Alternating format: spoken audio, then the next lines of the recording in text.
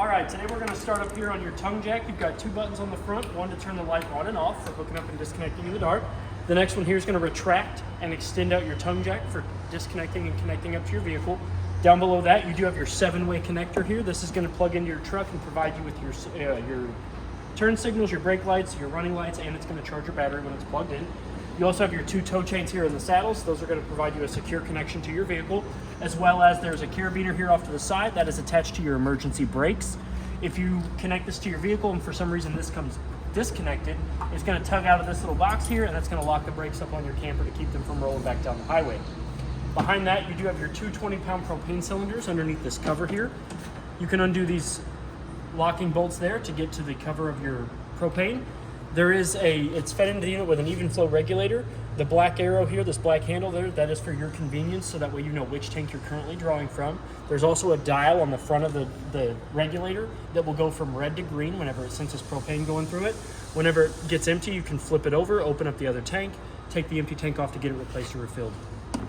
Now, when you do put this cover back on, you do want to make sure that the bolts are as close to the unit as possible. That keeps the wind from picking this lid up and taking it off. That way you don't lose the top part of your cover. Behind that is your 12-volt Marine and RV battery. It is protected by this battery box here and the strap that holds it to the A-frame. You always put a battery box on there because it helps keep the terminals and everything dry, dirt-free, all that good stuff. Corrosion, it prevents corrosion and all that good stuff on there. So we always put it under there. If we come over here to the side, you've got 3 very important stickers here. You've got your manufacturing sticker that's going to give you the date it was manufactured, the tire size, or the PSI, the pressure. It's going to give you the tire numbers, and it's also going to give you the model number as well. Over here is your tire and loading information. That's going to tell you the PSI that your tire should be at and the size as well. And then down here in the corner, you have your VIN number sticker. That's going to be just like the VIN number on your vehicle, okay? We open up this side compartment. We've got 3 things here. We've got your battery disconnect. That's what you're going to turn to the off position whenever you want to store this thing for extended periods of time. You flip that to off, and then it conserves the charge in your battery, so that way your battery doesn't die on you when you've got this stored for the winter. You do have a light here with 3 different modes. The middle is always off. 1 line is on. 2 lines is motion detection. So when this door opens, it picks up the light difference and it turns that light on. And then after about a minute of that door being closed, that light will kick back off. You do have your 30 amp solar controller there. What that does is it'll cycle through 3 very important pieces of information. It's going to tell you what the converter is putting out. It's going to tell you what the solar panels on the roof are putting back into the battery. And it's going to tell you the temperature of the solar panels on the roof, okay? Behind this here, this whole box, you take these out, and there's 2 on the opposite side. You remove that, and that's how you get to the back of your water pump, so that way you can turn it into bypass. There's a little valve on there that goes from city to fresh tank to bypass, and when you turn your water pump on when it's in bypass, it'll siphon out of the antifreeze jug for when you want to winterize the unit. If we look underneath here real quick, I'll show you where your fresh tank drain is at. That little black valve with the blue line connected to it, that is how you drain your fresh tank. So when you're ready to pick up and pack up for the weekend and go home, you're going to open that, and that's how you're going to drain all that water out of your fresh tank. It actually says it right here too, so that way you always kind of know where it's at in relativity to the unit, okay? We're going to open up the side compartment door here. We've got 3 things in here. You've got a nice big storage compartment. You have a manual crank handle for your tongue jack. You're gonna there's a silicone stopper at the top. You'll pop that out. This will fit down in there nicely. And if for whatever reason your tongue jack does not want to extend and retract automatically, you can use this to manually do it. Your other manual crank handle in here, this is going to be not only for your slides. There are going to be holes throughout the radius metal that I'll show you when we go around, but it also is for your stabilizer jacks down there at the bottom. It's a bolt with a T-post going through it. You'll stick this manual crank handle over that T-post bolt, and you'll be able to raise and lower your stabilizer jacks and to retract and extend out your slides if for whatever reason the motors in them don't want to work, okay? The last thing in this compartment is your outside shower / sprayer. So we're gonna come back here real quick. Open up your outside shower compartment here. This is gonna be the master key. That's gonna be the gray handled key on your keychain. Mine real quick. So when it comes to your outside sprayer also and your outside LP connection, they're gonna have the same kind of connection. So you're gonna come to this little disconnect here. You're gonna push back. That's gonna kind of expose more of the outlet. You're gonna push this in. You're gonna give it a gentle tug, you make sure it's nice and secure, and then you can go ahead and use your hot on the left or cold on the right, and then you're gonna be able to, as long as your water pump is on or you're connected to city water, you'll be able to use your water out on the outside, okay? Go ahead and close that back up. Again, that's gonna be the gray plastic headed key on your key ring. And I'll go ahead and stick that back up in here. Pick up where we left off. You do have your freshwater connection port here, which is how you're gonna fill your fresh tank. So you're gonna stick your hose and regulator in there. We always recommend a pressure regulator on the end of your hose because it keeps the water pressure between 40 and 50 PSI. Anything higher than 50 PSI, you run the risk of the crimp rings around the water lines to become disconnected and it cause a big wet mess. It does have a little breather down here, so that way you don't experience any back pressure when you're filling your fresh tank. And then the port below that is your city water connect. So if you're staying at a park or campground that's providing you with water, you're gonna hook your hose and regulator up to their source, hook it up to this, and you will never have to turn your water pump on or use the water in your fresh tank, okay? Down below that is your auxiliary gray water holding tank drain. So you're gonna stick your sewer hose to this, run the other end to the proper dump station, and this actually is what drains the small tank that houses your washer and dryer water, your gray tank water for your washer and dryer only. The gray tank over here, this is going to be for your bathroom sink and your bathroom shower. That's your gray tank 2. And then the black handled one is your black tank. That is your toilet. That's your bio waste. So you're going to take your sewer hose, connect it from this to the proper dump station. You're going to open up the black one first. That's going to drain out your bio waste, your toilet water. And then to kind of help flush out the system when you're done, you go ahead and pull your gray tank, and that, like I said, that empties out your the tank that holds your shower water and your bathroom sink water, okay? We went over the outside shower. This right here is your black tank flush. So you're gonna hook that same hose and regulator to this. As long as your black tank is empty and the valve is open, you can hook your hose up to this and it'll spin an aerator at the bottom of your black tank that kind of helps eat up all that nasty stuff that's around the sides and the bottom of your black tank, okay? The tires on your unit have been checked to spec. The rods on them have been torqued to 100 foot-pounds as per the sticker on the side of the unit. There's one on this side and there's one on the other side. And the PSI on your tires has been checked and they are sitting anywhere between 75 to 80 PSI. Like I said, 80 PSI is where you don't want to go above that, but you can go as low as 75 and it'd still be okay. You got a 5 PSI difference there, okay? Now the last one here, that's your galley tank or your kitchen sink. On your control monitor panel in the inside, that's going to register as gray tank 1. So, but it does say galley. So there's a note that's on the inside that says gray tank 1 is your galley / your kitchen sink. But you can either refer to it as the galley tank or the kitchen sink. And this is the drain here that you're going to hook that sewer hose to the proper dump station. You'll be able to drain that tank, okay? We do have a side compartment storage here. Nice and big storage compartment for outside toys and stuff like that. This here is the breather vent for your kitchen sink, so that way your kitchen sink doesn't burp when you're either draining or anything like that. The excess air will come out of this instead of going back up to the drain. These are these holes in the radius metal I was telling you about. That's where that one crank handle will go into if you want to bring your slides in and out. So you have one on this side, because you do have a slide over on that side that goes in and out. And then you have 2 on the door side that'll bring in those 2 slides, okay? You do have outside cable and outside satellite coaxial outlets. So if the park or campground that you're staying at is providing you with those TV services, you'll go from their source to these with the coaxial cord, and you'll be able to get those TV services on the inside and outside of your unit, okay? You do have solar connect if you want to buy an additional solar. This is where you're going to hook that up at. You do have a 50 amp short cord here. It's going to plug in by loosening up this black ring around the threads. You'll rotate it counterclockwise and to remove it, and then to plug it in, you'll match up the prongs with the outlet. You'll slide it in, you'll rotate it clockwise, and then you'll make sure that this ring is tightened up. You really want to make sure that this ring is nice and tight, because what that does is it creates an element tight seal that keeps out the dirt, the bugs, and the water from getting in there and shorting out your short cord while you're using it.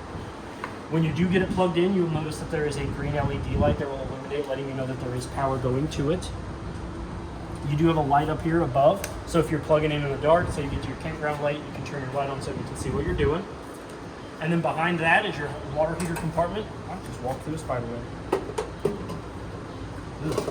You take the door off. It does have 2 little holes at the bottom that sit on 2 little pegs, so you can remove the door completely. It is both gas and electric. So up here, if you're trying to turn it on and it won't light, you can hit this reset button here to reset the fuse.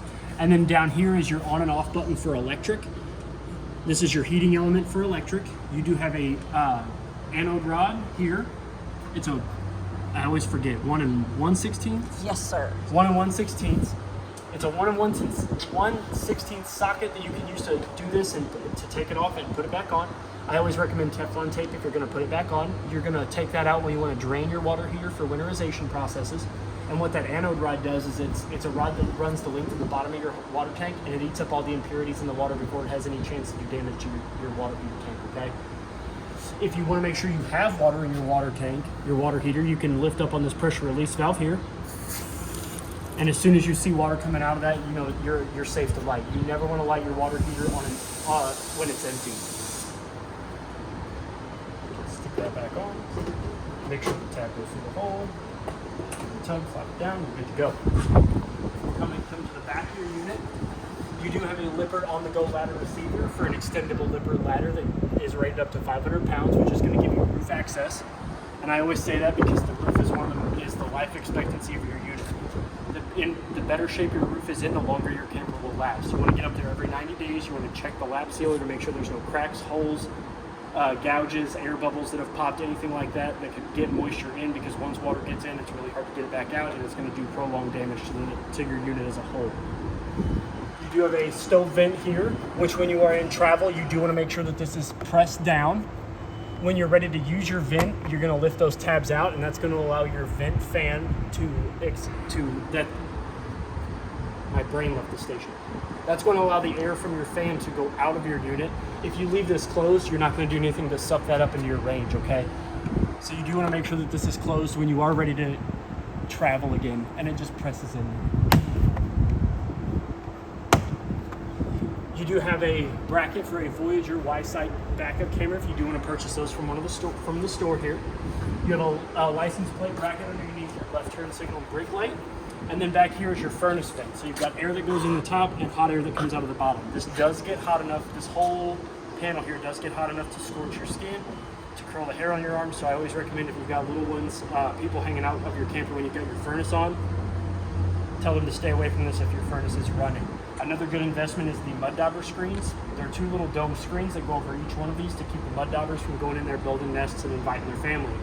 They love the smell of gas, so they will get in and build a nest wherever they can smell that gas the strongest, okay? Your spare tire here has been checked as well. The PSI is sitting about 80, and the 2 lugs that are holding it onto the farrier do not have to be torqued to the same 100 foot-pounds. They just have to be wrench tight to hold your tire on there. You also have 2 low water drain points underneath down here. Those are used for winterizing and de-winterizing the unit. One is blue for your cold water line, and the other one is red for your hot water line. Those are the 2 lowest points in your water line in your system. And then you can open those up after you've winterized to let any extra air or antifreeze out when you're storing this thing up for the winter, okay? So we'll come over here to the side. You've got your rear stabilizer jacks switch here. You've got extend, so the top one is going to lower them and the bottom one's going to raise them up. Now, these are not used for lifting or leveling the unit off the ground. You do not want to use those to level your unit or lift it off the ground for whatever reason. They are just used to drop those down to keep this thing steady when you're walking around in it, okay? We'll come over here to the side of the slide. You do have another storage compartment here, which is also accessible underneath the dinette booth inside the unit. You can actually get to this inside as well. You have a TV mount out here on the outside, so you put your TV on the bracket. This will slide in and you can watch TV on the outside of your unit. To get TV sources, you have a coaxial outlet right there. So whatever TV sources you're currently getting on the inside of your unit, you can get on the outside by plugging into this outlet here. And then to power that TV, you do have a dual 110 GFCI protected outlet out here as well. The tires on this side have also been checked. The lugs have been torqued to 100 foot-pounds, and the PSI is sitting anywhere between 75 to 80, just like they should be. You do have a rail up here, so if you do want to get an outside grill, you can lay it up against this rail here, and you can connect to the LP Quick Connect right here to power that outside grill for you, okay? When you're not using the LP disconnect though, you do want to make sure that the silicone stopper is in there, because like I said about the furnace vents, a mud dauber will go in there and will build a nest. I've seen it countless times. Heck, they'll even go into this little stopper here on the end of the silicone stopper and build a little nest. You get one that lives in there. Here's one of the holes for your manual crank handle for your slides. The other one is on the front corner of the slide itself, right here. And it's actually up underneath the unit. You can see the little T-bolt. You can get up in there and see that. That's where you're going to stick that manual crank handle. So that way, if you need to bring out and bring in your slides. You have your switch up here for the front stabilizer jacks, and as well on the stabilizer jacks, the manual crank bolt is on the off door side of the unit. So if you ever need to raise and lower those manually, the switch is on the door side, the manual bolt is on the off door side. We'll open this up. You've got a 110 GFCI protected outlet up in the top left corner, as well as another 3-mode light. The middle function is off. 1 line is always on. 2 line is motion detection. Down here you do have a light switch there. If we flip that on, you'll notice that it turns on 3 LED strips that run the length of your unit. So you got mood lighting if you want that, and be able to tell where your unit's at if you're backing up in the dark. And it's neat because you also have this like storage shelf up here too. So if you want to store your fishing poles and stuff like that up there, you can do that. Not have to worry about it. Really long lollipops? Really long lollipops, pool noodles. So now that it's going to be nice and warm. So when you're ready to travel, this is what your stairs need to look like. Your stairs and your door. The handle needs to be in front of the door. To go into your unit, once you've disconnected and you're ready to go inside, you're going to lift up on the handle. You're going to swing it outward. It's going to seat itself in the frontward saddle. You're going to open the door all the way up. You're going to come over here and you're going to pull on this blue lever, which is going to undo the latch, and then you can lower your steps. There's a black handle here for ease of access, but since I'm taller, I like to grab the bottom step, swing it down. The first thing we're going to look for is to see if this black plate here is flush with the silver threshold. The reason you want it flush with the silver threshold is if this is sitting too high up, you run the risk of doing damage to the bottom of your doors and them not closing properly. If for whatever reason this is not flush with the threshold, you can come down here to the bottom of the stairs on each side. There's a little silver tab that you can press, and that'll allow you to manipulate the length of these feet, 15 to 18 points. I think it's like every inch. There's a hole in it that you can adjust it to. So if you're parked on a slight incline, you can adjust one leg longer or shorter than the other one so you can get that proper flush threshold, okay? So now that we're done on the outside, we're going to go ahead and come to the inside of the unit. The first thing I'm going to point out is your fire extinguisher. It's always there by the door in case of emergency, inside or outside of the unit. Now that we're inside, I'm going to go ahead and turn some lights on. You're going to see that I'm going to press the living room button here, and that's going to turn on all the lights throughout the hallway and into the living room. And then we're going to go ahead and we're going to make our way into the slide, and we're going to work our way around. So you do have 2 reclining chairs here. The handles for them are on the outside between the cushion and the arm. You tug that and they do recline back. These tables are removable, so if you do not want them here, they will fit in any of the cup holders on your couches, except for these 2 shallow cup holders here. They will not seat properly into these, but they will fit in all the other cup holders on your couches and chairs, okay? Now that I have this removed, I can show you. So these 2 recliners and the other 2 that are on the other Thomas panes, they have 2 little buttons here on each one of the outside cup holders. This one will turn the light on the cup holders and along the bottom of the chair. And then the other one has a little slide knob here that if you open that up, that is a Type-C USB port. So that way you can charge your phone with a lightning charger if you want to while you're sitting in here and hanging out. This one has the light and the charger, that one has the light and the charger, and then the recliner over there also has the light and the charger on each one of the 2 cup holders. Both this armchairs and the couch over there, the one that folds out into a bed, they also have wireless chargers built in. This one's in the center of the console in the back, and the other one's over there on the right armrest. They do charge your phone if you do not have it in a case, or if you have it in a real slim case, you'll be able to charge your phone wirelessly that way. It also has a lift-up console compartment there. That's where I store all of the remotes. You've got your television remote here, your Bluetooth stereo remote here, the IRV's Bluetooth stereo remote, and your fireplace remote, which we'll get to when we go across the television, the radio, and the fireplace. The windows on this side of the slide, to open them, you're going to lift down on the tab, and you can slide the window and the screen both that way if you want to. The shades on them are just pull-down shades. They'll set where you leave them, and to get them back up, you just give them a gentle tug, and they'll go back up on their own.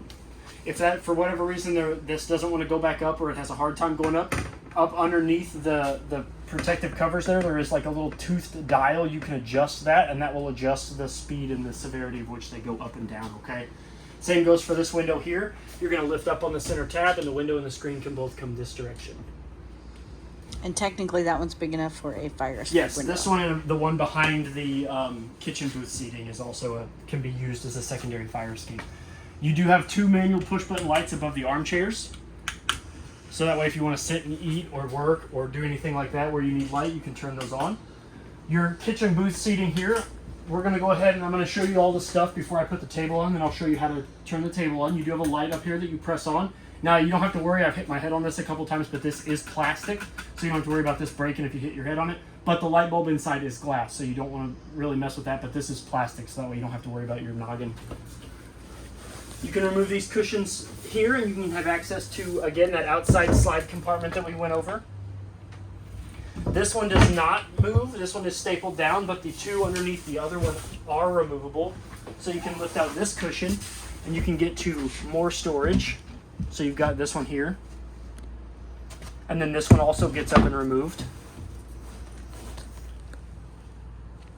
And then the cushions just slide back in place.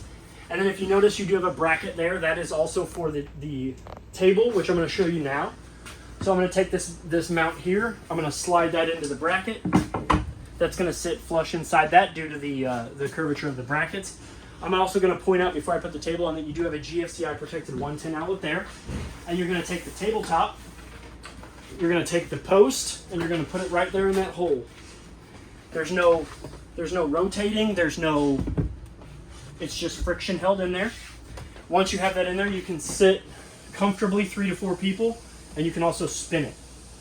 And there are also 2 chairs under the bed that go to this side. There are 2 folding chairs that hang out underneath the master bedroom bed in the underbed storage that you can fold out and you can sit on this side of the table as well. Now, one thing I will tell you, when you bring your slide in, this has to be removed. That's why I showed you how to break it down and put it up. If you try to bring your slide in with this table up, it will run into not only the counter and do damage to the table or your counter, but also your armchairs. So when you're ready to bring this slide in, you do need to dismantle this table and store it underneath the bed or wherever else you're going to put it as well, okay? You cannot leave it up. Now that we're done with that, we went over the windows over there. These are 2 identical windows. You do have some storage here. Big pantry storage. Lots of snacks. Lots of snacks. Your refrigerator opens from this side. It's currently off right now, but to turn it on, you're just going to hold the power button for 5 seconds. That's going to turn it on. It gets as low as 34 degrees, and the freezer gets as low as, I think, 2, and then it scales up from there. You can adjust the fridge temperature by hitting this button, and adjust the freezer by hitting this button. Not only does it open from that side, but if you're in the kitchen and you need something, you can also squeeze the paddle on this side and open it from the other direction. Ooh. The freezer only opens one direction, and that's out by pushing down on the paddle and the handle and sliding your freezer outward. Nice deep freezer for your popsicles, margarita mixes, all that good stuff. Your fuse panel down here is not only your fuse panel, but it's also your breaker box. And the one that you're going to pay attention to the most is going to be the one marked, where's it at? GFI. So if any of your outside GFI outlets aren't working, you can come in here and it's always going to have this one here. It's always going to be the one with the gray button on it. That's going to reset. That's going to trip the breaker if, for whatever reason, if you saw I barely touched it and that light kind of came on. I'm not going to do it again, run the risk of doing it. But if any of your GFCI outlets trip, you can flip this all the way off and flip it all the way back on, and those GFCI outlets should come back on. While we are down here, I'm going to show you that most of your furnace vents in the unit are going to be black vents closer to the ground, and all of the white vents in the ceiling are going to be your air conditioner vents. You do have an Envision glass top microwave, just like the microwave at your home. It's got all the same features and functions. Underneath that is your Envision range fan and light. So this button over here is going to turn your fan on. The button next to it's also going to turn your light on. If you can see, you do have a built-in cutting board storage. So this will lift up. You can put it down here, chop your vegetables, your meat, wash it, dry it, and then you can hang it back up on the wall. It also does fit over your sink if you decide to extend your countertop. Yes. Speaking of countertops, that's what this is for. You cannot cook on this glass top. It does get hot, but it does not get hot enough to boil water, so you cannot cook on it. To use your stove, you're going to fold back the first panel, fold back the second panel, creating a backsplash. And then to turn your oven and stove on, you're going to hit on and off, which is going to turn your burners on. Then you're going to push in. You're going to hear that click. That's your striker. You're going to turn to high. Your light's going to turn red. Gas is going to start coming out, and your burner's going to turn on. Now you're going to hold that for about 5 to 10 seconds so that the thermocouple get nice, good, and hot. You can release, and you're going to do the same to all 3 of them. Once you have one burner lit, I will tell you the other 2 are going to light pretty easily. And then when you're done, you just turn the knob back to the blue light. They're going to turn off. And I always tell people, if you're going to use this, don't immediately stop cooking, turn the heat off, and flip that glass back down, because this glass, it is tempered, but it will shatter once it gets hot enough. So you do want to leave the backsplash up just a little bit, let the burners cool down, let the range cool down before you flip that back down, okay? To turn your oven on, you're going to hit the oven button. That's going to give you the temperature of the oven. You can increase and decrease it by 5 degrees there, and then to light it, you're going to hit this button here, and you're going to turn it to auto. You've got pilot and then auto. So the pilot is going to turn your pilot light on, and then once you're done, you go to auto, and it reads off of the dial menu. Yes, the display.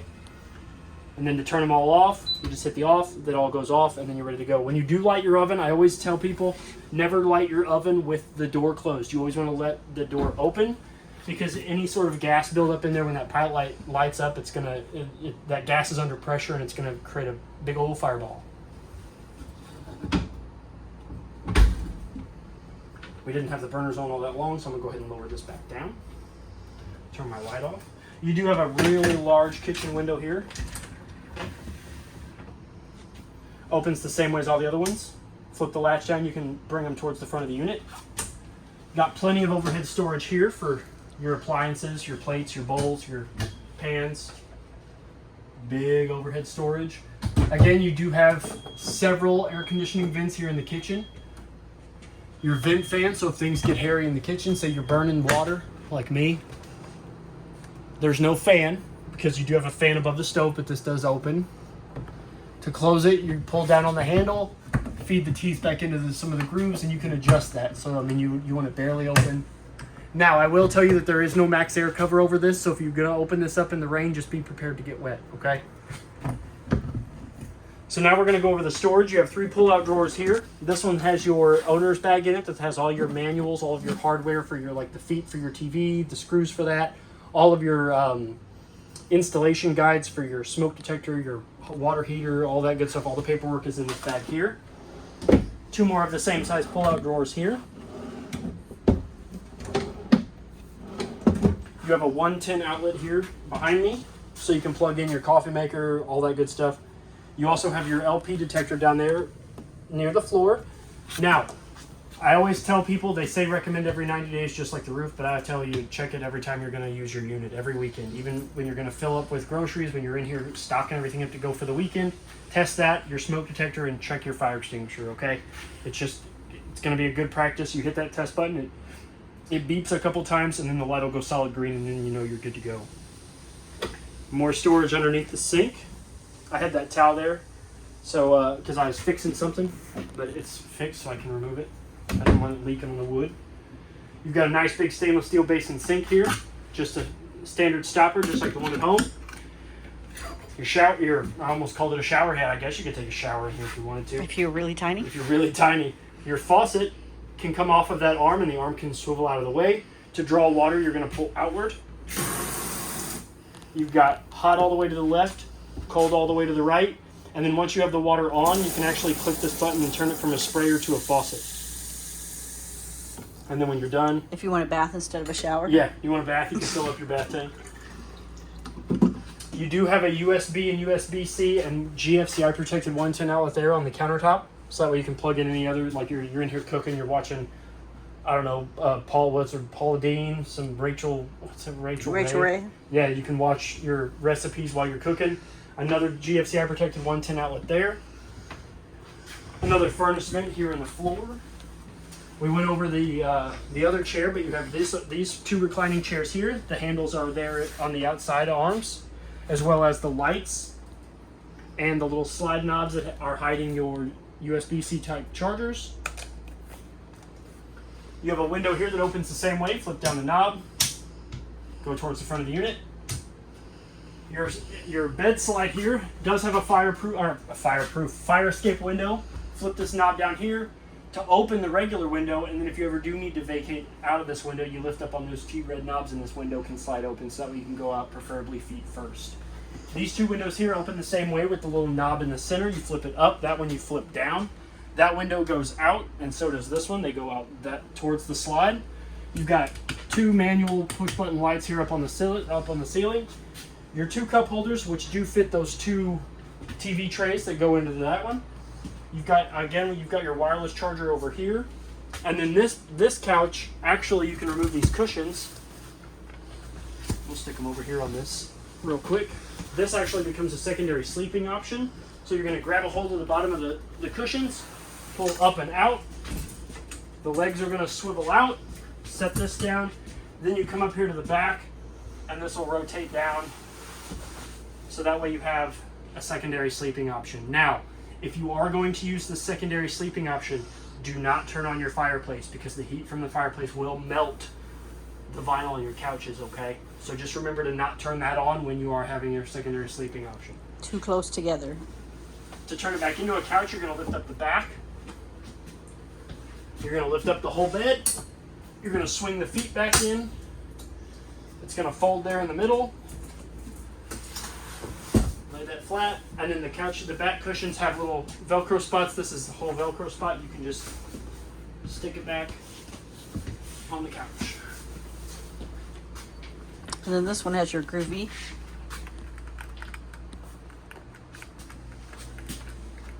I think the other side's the light.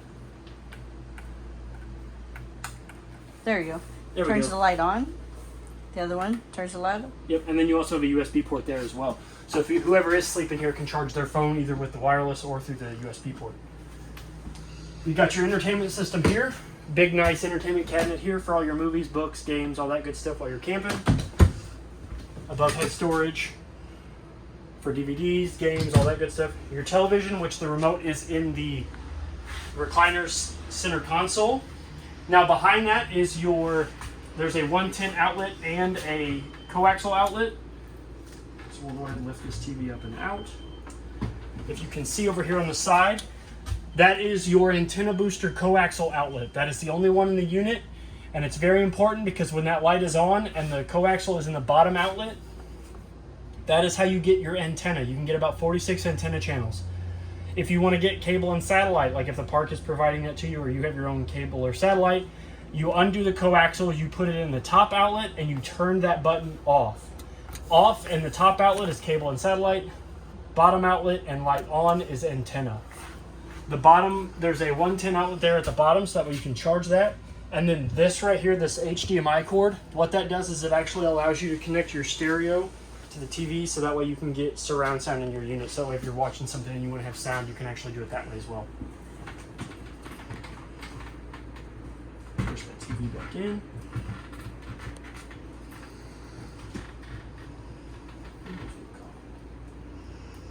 Yep, that's what I thought. When you do if you do pull your TV out, you do want to make sure that the cords do not get caught in the arms of the TV. You have a 110 outlet here, so you can plug in some other sort of entertainment. If you got a DVD player or video games or whatever for your kids, grandkids, whatever. Your IRV stereo has inside and outside speakers, so to turn it on, you're going to click the power button /mute. It's going to welcome you to the unit. You've got your seek and finds. Zone 1 is inside. Oh, sorry, Zone 2 is inside. Zone 1 is outside. Red means that they are off. Blue means that they are on. You have your mute button here, your Bluetooth button here, which you're going to connect this. You're going to make the Bluetooth device findable. You can pair them that way. You'll get a pairing message that says, do you want to pair to your IRV's technology? You'll hit yes, and then you'll be able to use your Bluetooth phone or your whatever sort of Bluetooth device you're using to connect to that. Your AM/FM button, you have a mode button, and then you have your play and your pause, as well as a USB, and then you have an HDMI port down here as well. It also has a remote inside the same arm compartment in the couch that has all of the buttons that you have on the face of your stereo on that remote as well. You do have another USB/USB-C port there, so you can charge your phones that way. Your fireplace has 4 buttons here. It has 5 buttons on the remote. It has a power button. This button here will allow you to change the light of the flames. This one here will allow you to change the brightness of the fireplace, and this one here will allow you to adjust the heat from single digit increments all the way up to 99, and then it goes to on and then to off, so you can just get the lights if you want without having the heat, and then it goes as low as 41 degrees. And that remote is also in here. Yes, all 3 of your remotes I always put in here so that way you don't lose them. Now we can get to the brain of your unit. So I've left a little sticky note up here that's going to tell you what tanks go to what.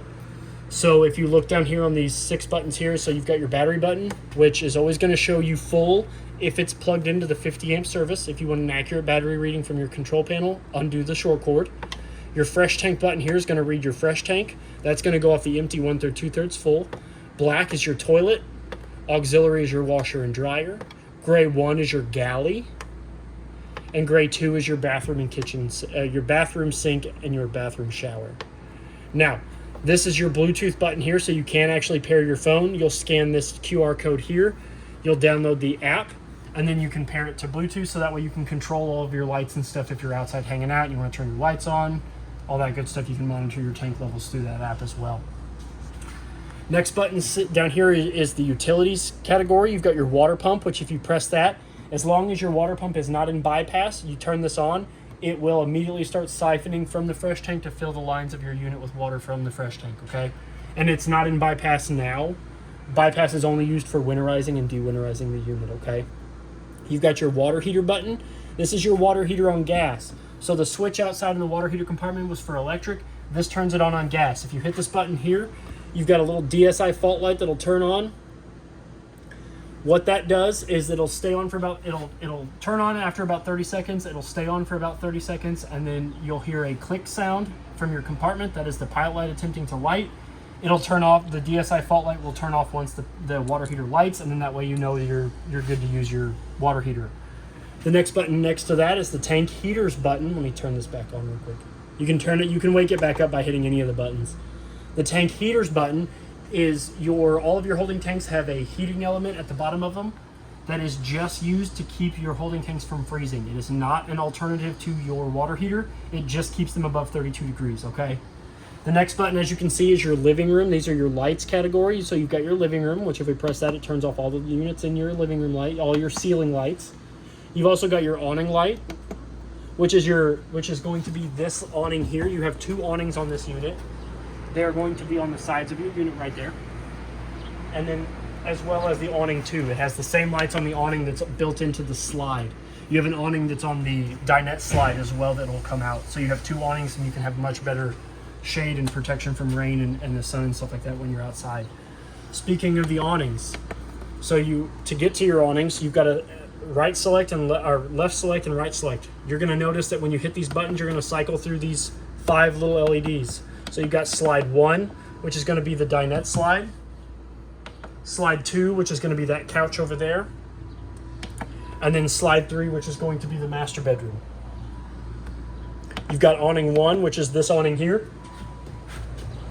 And then awning 2, which is the awning that's on the slide itself. So if we go to awning 1 and we hit out and up, you're going to see that the awning's going to start coming out. Now, the awning is one of the most expensive repairs on your unit. So if you're going to step away from your unit for more than 5 minutes, I always recommend bringing your awning back in, okay? Once I get this out, I don't know if I'm going to be able to get it out all the way, but I'll show you. So, if you can see, there's actually some more canvas. Your awning will go out a little bit more, but there'll be a skirt that hangs down from the tube of your awning when you get it all the way out. You'll want that to be as straight up and down as you can get it. What that's going to do is it's going to provide your canvas up here with the proper amount of slack that it needs to not pull itself off of the tube, or to give it, like as you can see now, it does have a little bit of give when the wind is blowing, okay? The next thing we're going to go over is the 2 pivot arms on the bottom of your awnings. If you see those 2 little black dials there, you can actually loosen those up and you can push that arm in and it retract it all the way out, and what that does is it creates a steeper pitch towards the front of the back side of your awning, or If you push them both in, it brings the whole awning down just a little bit lower, so that way you can give yourself some more shade and protection from the rain in the front of the unit as well. But you do want to make sure that those go back into the default position before you bring your awning back in, okay? Then to bring it in, it takes 30 seconds to make sure it comes all the way back in. Now you do want to make sure that you are using the in and out buttons when you bring it in. You do not just want to hold the out button, because what that will do is it'll actually start to curl up on the opposite side of the tube. So instead of coming out at the top, it'll start rolling back in at the bottom, and that's going to do damage to your awning. So you do want to make sure that you are using the up and out buttons at the same time, like the in and out buttons, okay? So now that we're done with the control panel, we also have your thermostat down here, which if we wake it up, we've got several. This is your mode select. So we've got fan on. That's your air conditioner. It's the snowflake. The furnace is the cooking lines. Then you've got off. This is your fan control. So this is going to tell you, so if we go to fan on, it's going to cycle through the fan speeds. And then we also, if we go to air conditioner, you've got your temperature increase and temperature decrease. So the lowest you can get is 60, and the highest you can get is, I think, 99. Oh, nope, 85. These aren't the Coleman knobs. GE was smart. They didn't let you go up to 99. Then we'll go back to off, okay? Down below here is a light switch that if we turn that on, that's going to turn on the accent lighting down below the fireplace. So now we're going to come into the bathroom. We're going to turn the lights on here in the bathroom. Now, the lights in the bathroom are also manual. So if you ever come in here and you flip that light on and one doesn't come on, always your first troubleshooting step is to always reach up here and make sure that it is in the on position. That's the only way they're going to work off this switch, okay? So up above the sink, you do have a medicine cabinet with a safety back mirror, so you don't have to worry about it shattering. You've got a GFCI protected 110 outlet there. Your faucet is hot on the left and cold on the right, as designated by the little red dot and the little blue dot. Your stopper is just a friction stopper that sits in the sink. Storage underneath the sink for you. Your toilet is a 2-portion valve toilet, so if we put our foot halfway down, fills the bowl. There's no water running, but just imagine it's filling the bowl. And then if you floor it, it goes into the black tank where it belongs. You have cabinet space over here for your towels, your clean clothes, all that good stuff. And then you have a nice, rather big shower that has its own stopper. The stopper just sits down in there. For tiny baths. For tiny baths. It's got a spot where you can sit, wash your feet. Three little tables here for your soaps. You've got hot on the left and cold on the right. A button up here on the shower head itself, so if you're boondocking it, you don't want to turn off your hot water, you can just stop it here. Somebody can get out, somebody can get in. Hit this button again, the water flow will come out, and you're good to go. You've got a skylight, so you can shower in the beauty of nature if you want. This one also has a ceiling vent that you can open up, but it also has a fan, so if things get stinky in here, you can turn that on.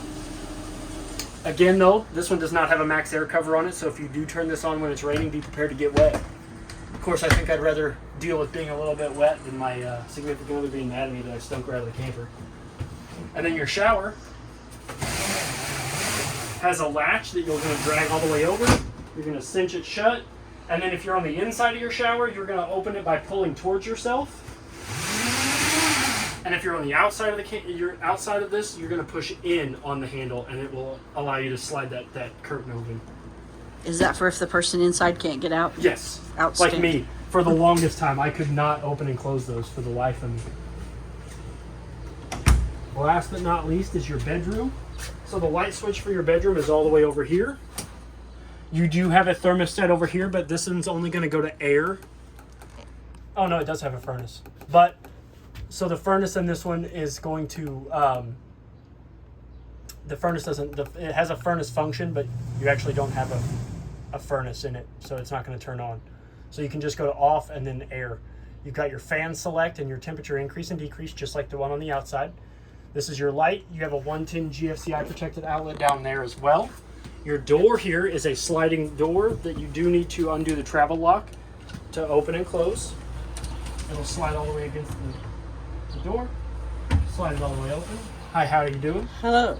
Now when you are in travel position, you do want to make sure that the travel lock is cinched back, because if you leave this uncinched when you're traveling down the road, runs the risk of slamming into the wall here, doing damage to all that. All of the stuff included. The door, the track, the cars, the wall, all that good stuff. Your master bed here has some storage above the head. One large compartment with 2 doors, one on the right, one on the left. But behind this is also empty, so you can fit big blankets up in there. You've got a little storage tray up here for your phones and stuff, as well as a USB and USB-C outlet, just like the ones that are throughout the unit. There's a USB and USB-C attached to that.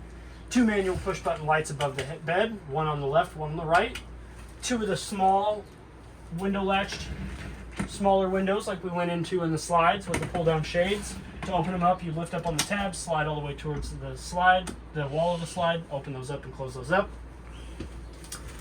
Your bed has storage up underneath. If we lift that up, it is strut supported, so once you lift it up, it can stay up.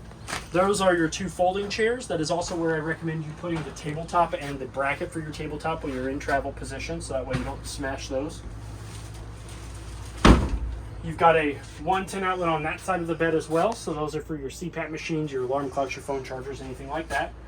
Above head storage, 1 large compartment with 3 individual doors that are all strut supported.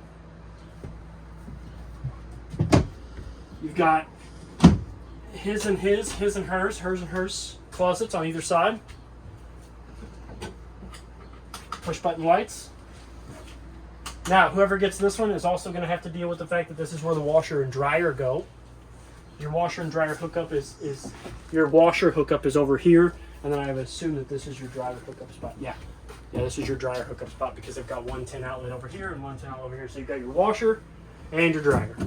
So somebody's going to have to fight over which one they want. And if they put in both, then they meet in the middle. Yes. I'll wash your clothes if you dry my clothes. A USB and USB-C outlet there, as well as a 110. Nice little entertainment system here. An entertainment center almost kind of thing. You can like put whatever you want over here, make this a little workstation. Got a light in the top. Got a light in the top as well as a light switch, which it turns on the accent light above it. Ooh. Then you've got a little dresser over here. This is a fire escape window here. So if you need to get out, you can push this all the way out. If you just want to open it, you can set it. But if you need to get out, you push the whole thing out and this window can flop open. Pull this out, you pull your screen out, you get out feet first, preferably. Same kind of window shade as throughout the unit. You've got 3 pull-out drawers here, as well as a little catch-all here, and then storage down here.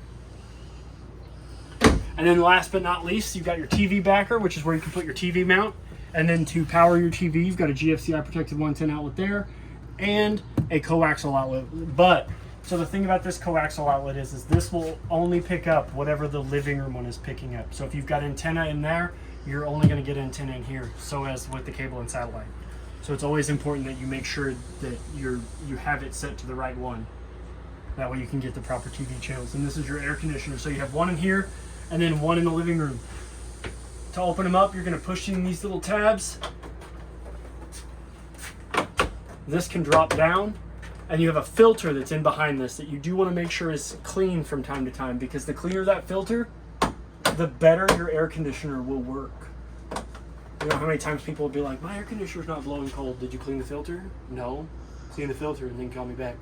And usually they say, I cleaned that filter and it blows way colder. That's because it's sucking the air in and letting the air out. Now, on your air conditioners too, you also have a dump vent. So if you close this dump vent, the louvers, the vents that are in the ceiling in the bedroom are going to blow colder out of these. And so forth also as the ones in the living room. You close those dump vents, the vents throughout the unit are going to blow colder as well. Okay? So I think that pretty much covers everything. If you have any questions or comments to make, just please feel free to reach out to me here at Parkland RV. My name is Trey. Happy camping and good luck. Thank you.